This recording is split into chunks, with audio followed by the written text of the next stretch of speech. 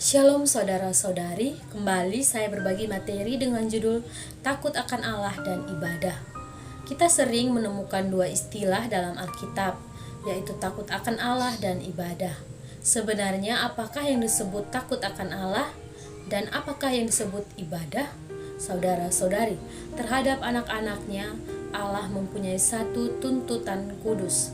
Sebab itu dalam 2 Korintus pasal 7 ayat yang pertama mengatakan, saudara-saudaraku yang kekasih, karena kita sekarang memiliki janji-janji itu, marilah kita menyucikan diri kita dari semua pencemaran jasmani dan rohani, dan dengan demikian menyempurnakan kekudusan kita dalam takut akan Allah. Dari ayat di atas kita nampak bahwa dikuduskannya kita sangat besar hubungannya dengan kita takut akan Allah. Allah itu kudus, manusia makin mendekati Dia akan makin merasa dirinya najis, makin melayani Dia makin takut akan dirinya sendiri. Sebab itu ketika kita mulai belajar takut akan Allah, dengan sendirinya dalam segala hal kita takut ada unsur diri sendiri di dalamnya. Misalnya, ketika kita akan berhubungan dengan seseorang saudara atau saudari, di depan Allah kita takut. Masih ada unsur diri sendiri tercampur di dalamnya.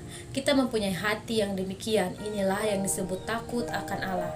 Jadi takut akan Allah adalah rasa takut akan adanya unsur diri sendiri ketika menghadapi suatu perkara. Saudara-saudari, karena segala sesuatu yang untuk diri sendiri yang dikerjakan bersandarkan diri sendiri, ada unsur kesenangan diri sendiri, ada tujuan diri sendiri, penuh dengan diri sendiri, semua itu bukan takut akan Allah. Dalam setiap perkara, kita takut ada unsur diri sendiri, takut melayani Allah, inilah yang disebut takut akan Allah. Kalau kita memiliki pertumbuhan hayat, kita tidak takut yang lain, kita hanya takut ada unsur diri sendiri, yaitu takut bersalah kepada Allah. Saudara-saudari, apakah yang disebut ibadah? Dalam 1 Timotius 3 pasal 16 mengatakan, dan sesungguhnya agunglah rahasia ibadah kita, Dia yang telah menyatakan dirinya dalam rupa manusia, dibenarkan dalam roh, yang menampakkan dirinya kepada malaikat-malaikat, diberitakan di antara bangsa-bangsa yang tidak mengenal Allah, yang dipercayai di dalam dunia, diangkat dalam kemuliaannya. Ibadah adalah Allah menyatakan diri dalam rupa manusia. Dengan kata lain, ibadah adalah Allah tertampil atau terekspresi melalui diri manusia, sebagaimana pada mulanya hayat Allah terekspresi di atas diri Tuhan Yesus. Dalam 2 Timotius 3 pasal 12 disinggung tentang hidup beribadah.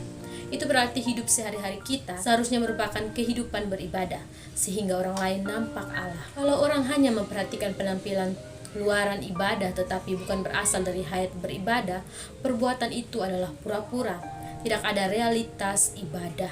Tetapi kalau kita mempunyai hati yang takut akan Allah, takut ada aktivitas ego sendiri, menolak, menentang dan menyalahkan pikiran, sikap serta tindak tanduk yang tidak, hingga lahiriah kita tidak terbatasi.